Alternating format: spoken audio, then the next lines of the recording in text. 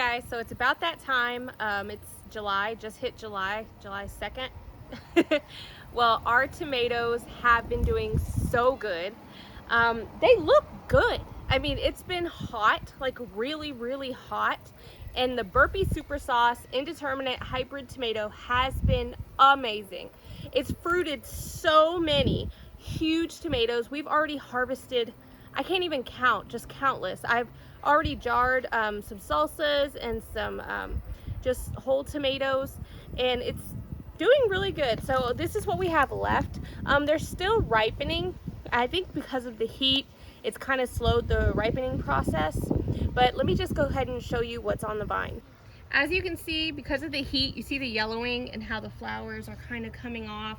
The leaves are a little curled, more dead flowers. It's just hot. It's hot, but that doesn't discourage us, because if you look down here, we still have so many tomatoes left to ripen on the vine. And this goes all the way down this trellis and then the other side of the cattle panel trellis. So down here, I didn't keep up with pruning, so we have some on the ground. When you have tomato plants on the ground, they are much more susceptible to pest and disease. As you can see, all the crunchy. I need to cut these off. And you can see, because I did too much pruning up here, these got hit with sun scald. This is just some fancy word to say that the sun hit them, and look, they got like kind of like a sunburn. I hate that. But it's okay. I'm gonna let them ripen and it'll be fine. Let's go on the other side of the trellis.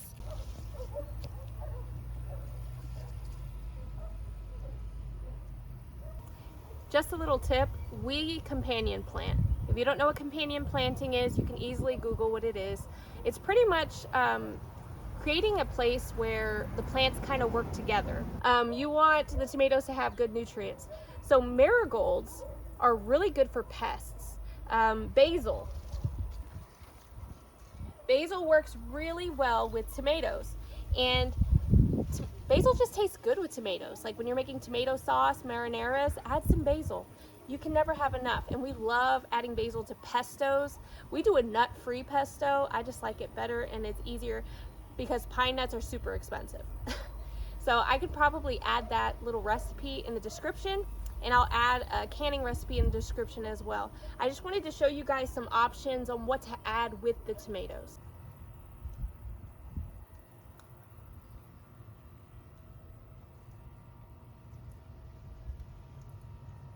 So my idea was that my tomatoes were gonna go all the way up my cattle panel, and they would be so happy, and I'd be getting tons of tomatoes up there.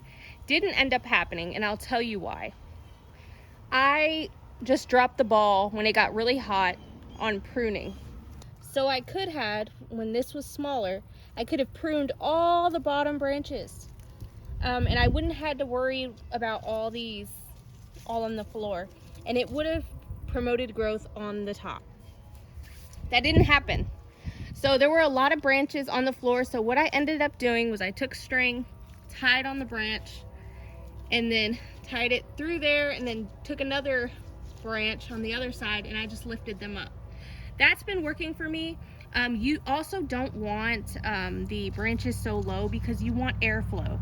You don't want a bunch of critters hiding in here, and that's kind of what happened to the other side of our garden.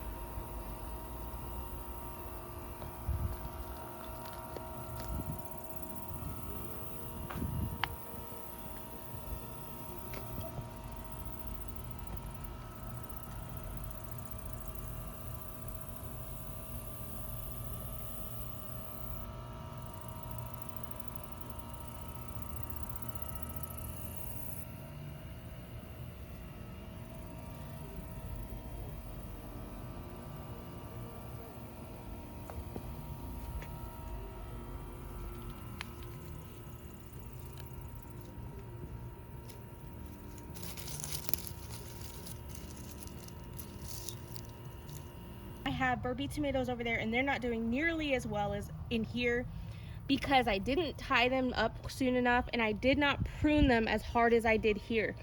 My main tomato crop is on this side, so I pruned these really well, and even then it wasn't enough. But like I said, this plant is awesome. It's produced an abundance of tomatoes. Now let's get down to it. We're gonna cut one open. All right guys, look at this harvest. These are absolutely beautiful. And even there were some cracking because I was inconsistent watering. I would drown them one day and then not water them and then drown them the next day. So stay consistent with your watering. But they are still great. You can just cut those pieces off and they're still delicious. Look at the size range of some of these. Unbelievable. Here's a little range of some of them we've gotten. We've gotten a few smaller ones as well, but we've gotten a ton of the big ones. So I'm gonna cut one for you so that you can try. So I can try it on camera and let you know what it tastes like. Now, this is a sauce tomato, paste tomato. I mean, look at that flesh. That's what I like to see. So when you can this and cook this down, you don't want a ton of juice. You want a can full of tomato. You want the flesh in here. So this is a great canning tomato. I've already canned a bunch of stuff and it's been great. Look at that. Beautiful.